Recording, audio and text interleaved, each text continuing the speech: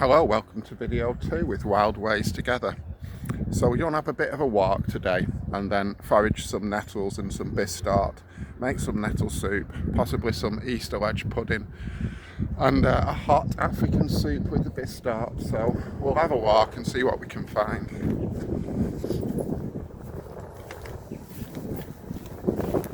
So first of all, there's some cleavers, which is just about coming up now. It's spring. We're going into early April, so that's a good edible green. We will do things with these as well.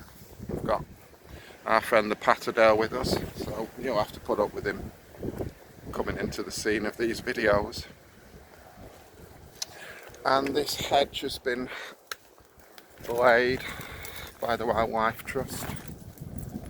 We'll look at some better work of theirs as we go on.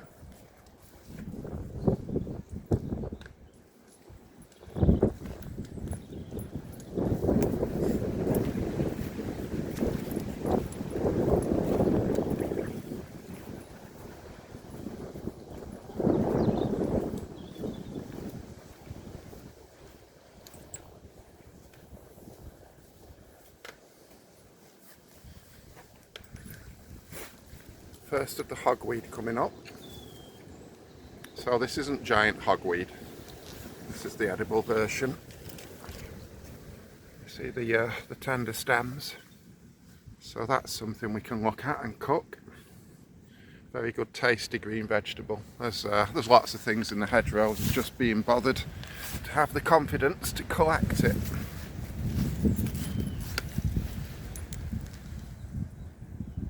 Lots of wild food for us.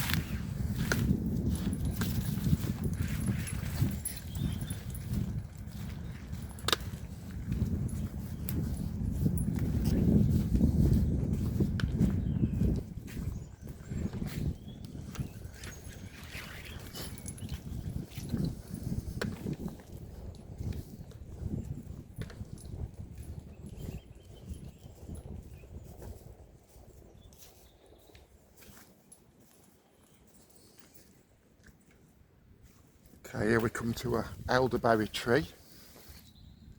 Some old and shriveled up jelly ears there. Now look at the damage on the tree, the bark. What's doing this is grey squirrels. I like making elderberry wine, but these things are killing it off. Okay, back to the yew tree here. A lot of people will tell you never to forage in the shadow of yew.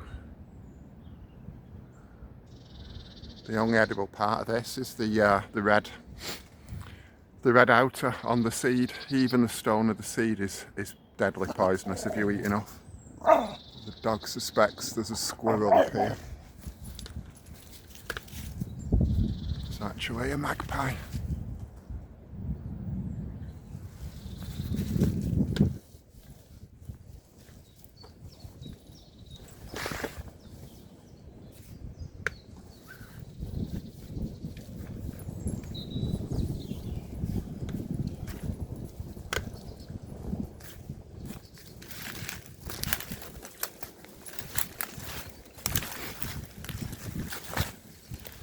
That's an artist conch fungus. She's a tinder fungus. I think it's on its way out this week.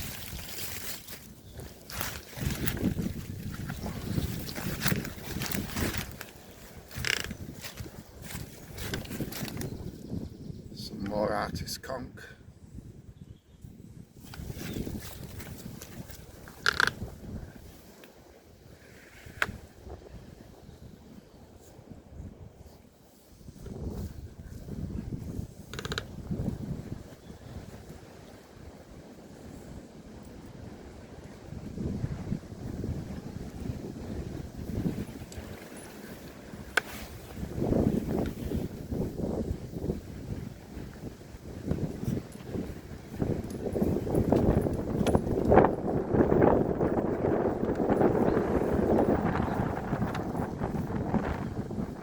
just coming through.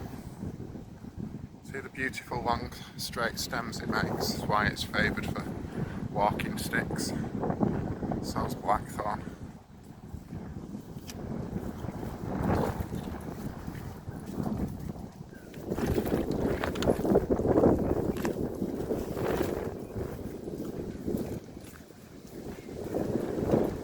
There's a couple of ducks.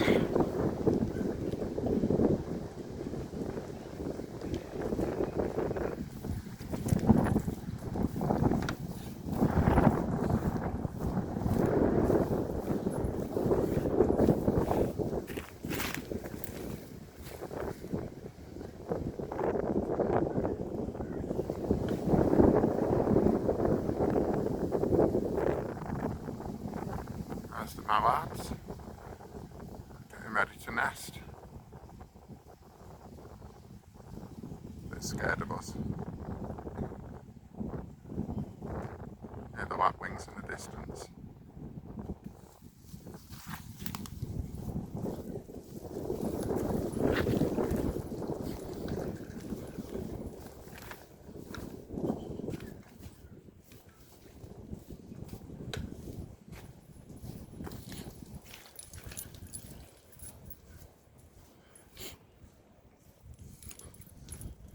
So the mallards usually nest on that tree in the middle there, which is it gives them some safety for the foxes.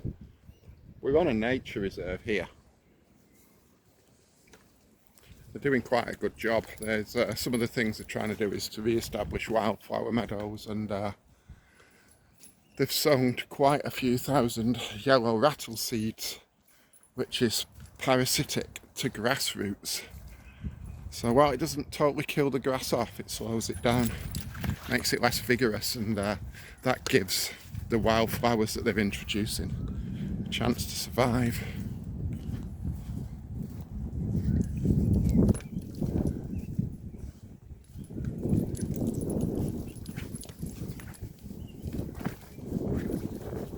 There's Doggo, called Buddy.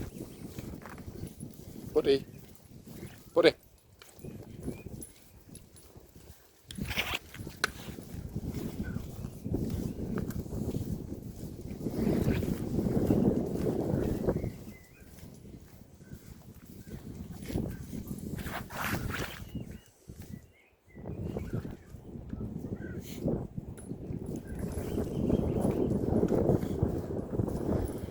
Right, so the Wildlife Trust is laying this hedge traditionally, which it's doing with quite a few of them on here.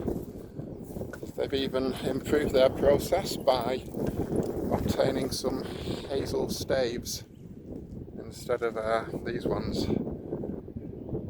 This is how you should do it really with hazel. You can actually weave it into the top, but what it's doing, there's partridges and game birds on it, wild ones, actually wild pheasants.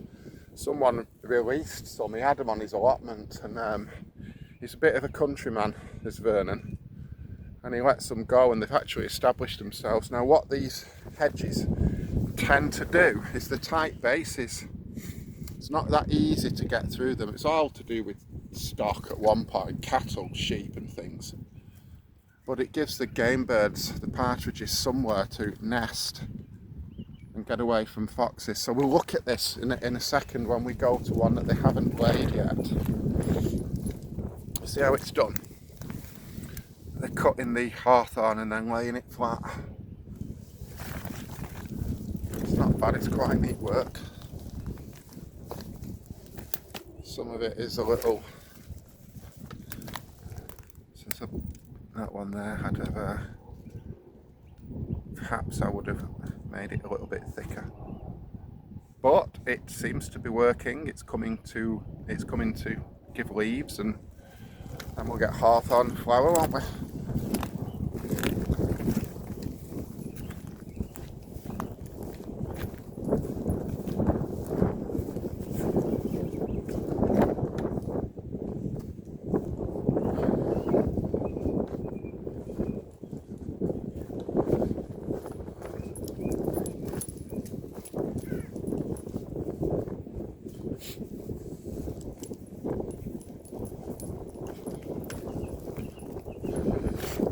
so that's a bit of blackthorn that survived. These are the hawthorns, and when the hawthorn blossoms go at the clout, and in ancient times, well, it's not that ancient, but gardeners will always tell you when they were planting outdoors, don't put out until the clout's out, which is an old way of saying hopefully we passed the first frosts.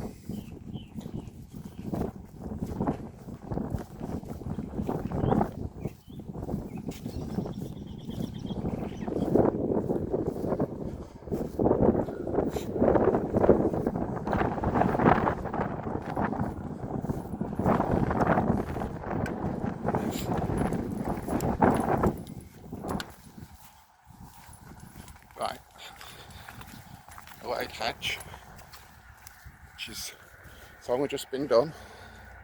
We've done this in winter. Yeah, see how dense it is. Farms will grow and grow and thicken to produce a stock-proof hedge. But look at this, for these wild partridges. There you go, look at that, completely open. Walk through that. That's why it's harder for them to get going. There were so many foxes on here, the neighbouring farms had to shoot them. They got people in that were experts, called them away. They were raiding the allotments and people's chickens. It's a ridiculous amount of foxes on here. Not saying that they don't play a part in nature, but how these wild grey partridges hung on, considering it's getting to the point that it's really low on numbers, and it's really low on numbers because of one thing and one thing only, and that's modern agriculture spraying herbicides and pesticides. Pesticides kill all the insects. Literally, there's no earthworms. You'll see seagulls don't forage anymore behind tractors. When I was a lad and grew up, as soon as they ploughed, there was every bird you could imagine, and they were eating earthworms. Now there's none, killed them all. Just imagine that. Just, would you think that was possible? And we eat this stuff, don't we? Then the herbicides kill all the wild plants, which things like hares and certain birds need, and the host for the insects. So the grey partridge got a bit of a knock, rather a lot of one. Around the 70s or the 80s, that's when the mass extinction really started. And I did live between 4 farms, and the old farmer used to do the 4-crop rotation.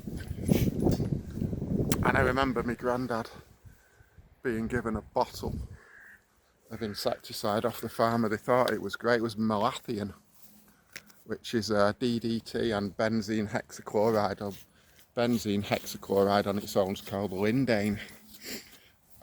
Sadly, the big companies are pushing this into Africa now, getting them to increase food production. So what you're going to see shortly, over the next 10 years, is a decline in swallows, swifts, migratory birds, as these vile organisations, I mean, not bore you too much, but DDT, they thought it was wonderful. And how anyone could think of spraying such a complex chemical onto crops was good.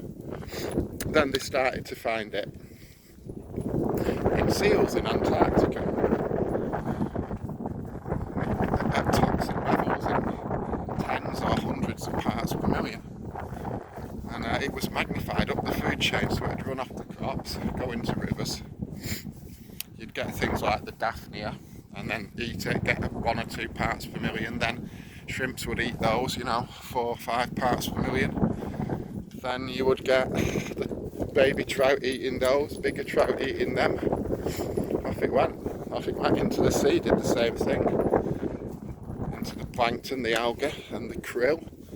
Biomagnification, getting more and more parts per million each time. So it even got blue whales, humpback whales, right whales full of DDT. Great, aren't we?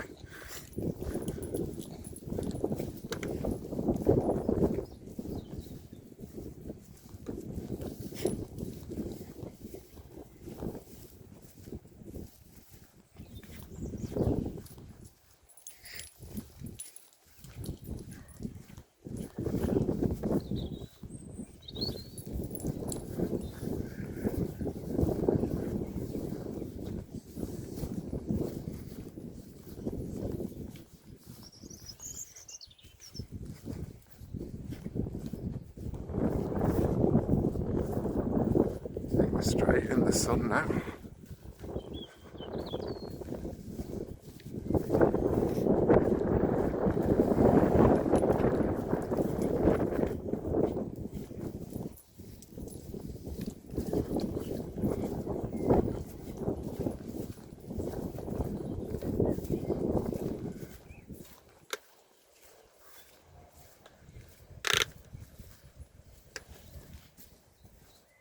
See all this hogweed and cleavers. Quite a bounty.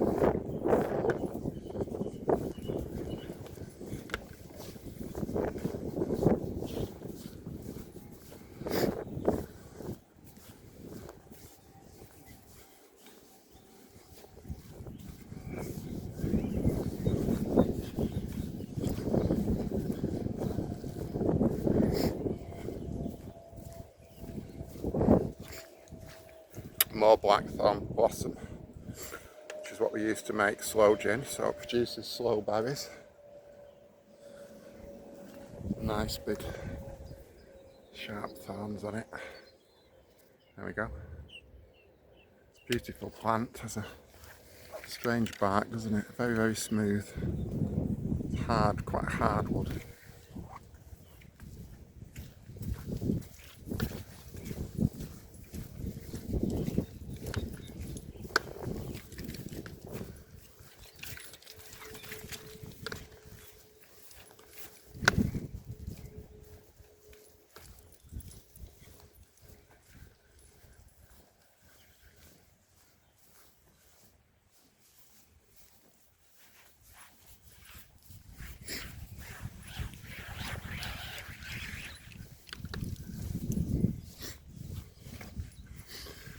Right, this is one of the things I wanted to show you. The very beginnings of Bistort persicara. Now we're going to go and collect some of this to make some African leaf soup from.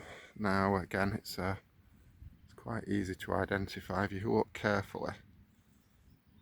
See the leaf running down the stem just above my finger. Yeah, pink stalk. I'll see if I can find a better one. These are very, very young, but there we go. There's the leaf. See it? Running. The window keeps down there. Runs down the leaf. See the white veins. Now in Easterledge, Yorkshire, They have a competition for who can make the best Easterledge pudding. They call this dock. Dog's seen another dog. Just excuse me a second. Come on.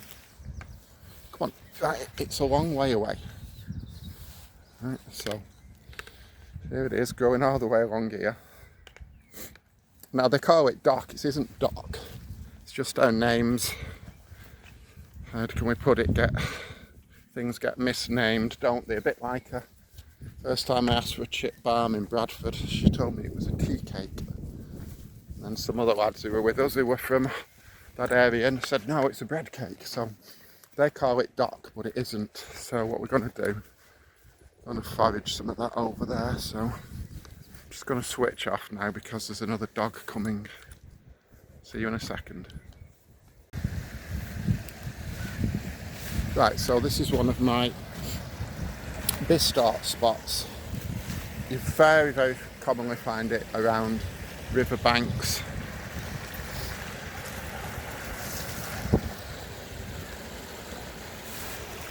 It's looking quite pristine, so I'm going to gather some of this up. Quite a lot of it, isn't there? We'll do a few things with it. We'll lacto ferment it.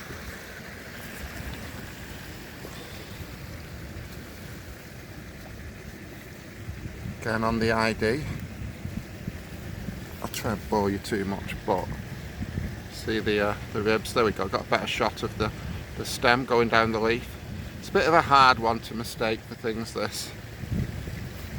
But it was. You'll find it growing often around old buildings, cottages. There's a while away from here. There's a cottage that's been demolished. All right, I'm here. And had a bit of a garden. You still see the proper stone walls, you know, as a ruin. And they must have been growing this. Must have been using it as you can see. It's one of the first spring vegetables, really, isn't it? So we'll collect some of this.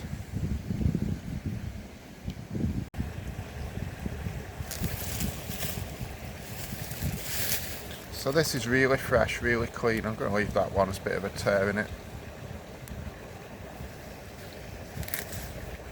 And we've picked this spot because it's off that beaten track, so there's no dogs to wee on it. If it was any later in the year, on these tracks, I like the farmer, but he has a nasty habit, without warning, of spraying herbicides onto things like this he considers weeds. And, it ain't very good if we're going to eat it and there's no warning and you don't know that's happened. I don't want to be consuming a suspected carcinogen called glyphosate. So we've got a bit off the beaten track here. It's a good mushroom spot as well, you get seps.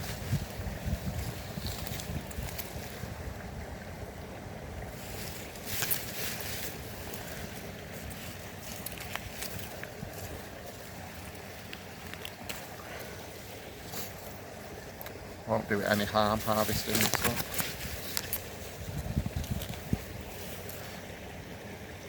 Right, I'll catch you in a second.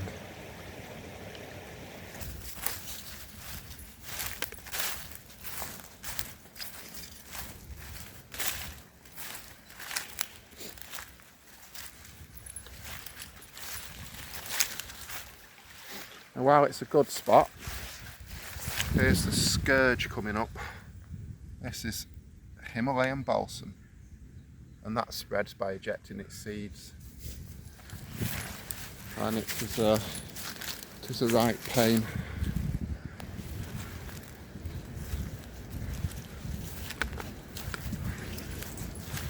Get Himalayan balsam spreading all the way down riverbanks now. What it does, it shades everything else out, so if you see it on your walks, I'll identify it later on, just pull a few up. But I mean, it's just prolific. Get your words right.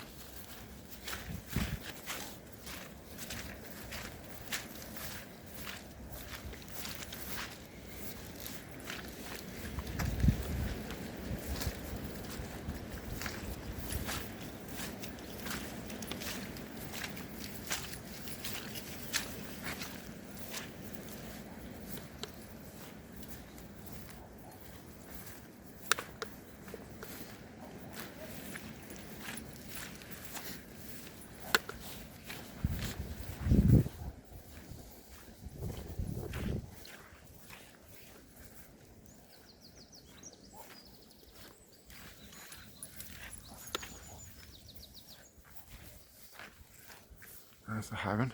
Just missed him, I think. Would have been nice to show you that.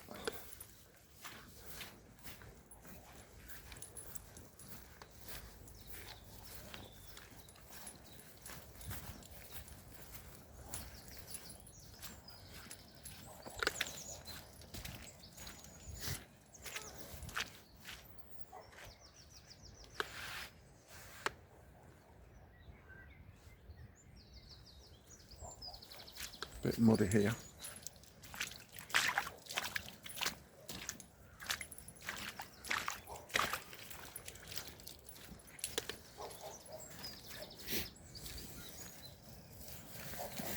Nice patch of stinging nettles coming through. Now that really is a top food. Weight for weight, it contains a hell of a lot of protein. So if you're vegetarian or vegan, it's not only protein, iron, lots of vitamins and minerals. Excellent food.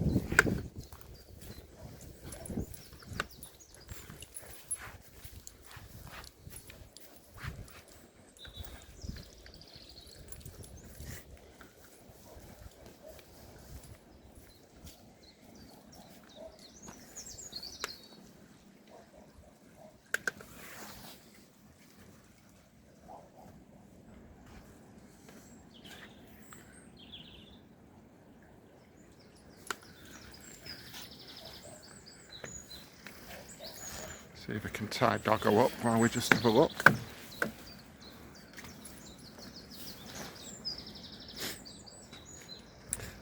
Now this used to be one of my favourite spots for lesser celandine, and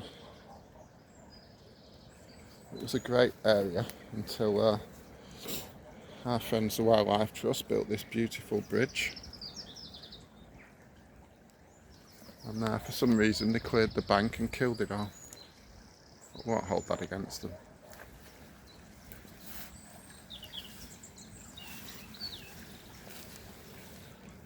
So these are old turkey tail mushrooms, Trametes versicolor. A few weeks ago they're absolutely pristine. Now that is a medicinal mushroom, and the UK government has just banned its sale as a food item, calling it a novelty food. You can still get it in pet shops. And I'll not go into it, but do your own research on turkey tails, Trametes versicolor. Compounds in here used in cancer treatment after chemotherapy because it improves your white cell count quickly. But a lot of people swear by this mushroom. That you'll have people online that claim it saved their life. Now, just do your own research on it. Still available in pet shops, or you could forage it. It's entirely up to you. I'm just saying, don't shoot the messenger. We'll go back to the Bistort.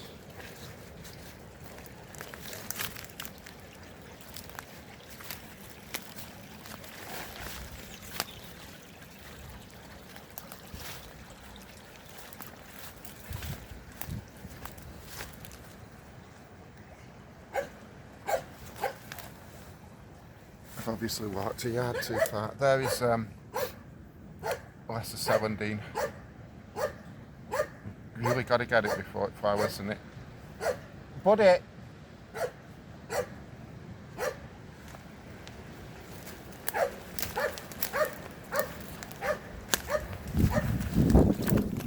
There's a better bunch of it.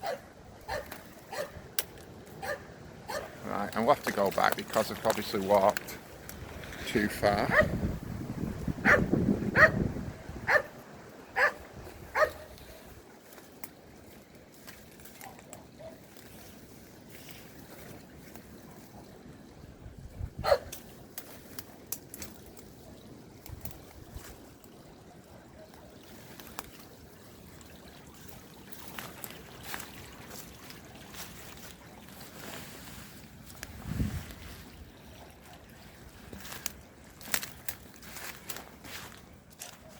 Come on you pest. Have your moment of fame. Not even gone 5 yards, had I? Hey? Had I? Hey? Right, come on. You want your tea, don't you? Right, we'll sign off for now. Okay, so come to a spot for nettles, lots of them, which they really do grow everywhere, don't they? Yeah. The trick is to try and find some where it's away from the path and dog walkers and trees. So look, get this thing to straighten up. Here we go, right under a tree, and what we get is bird poo.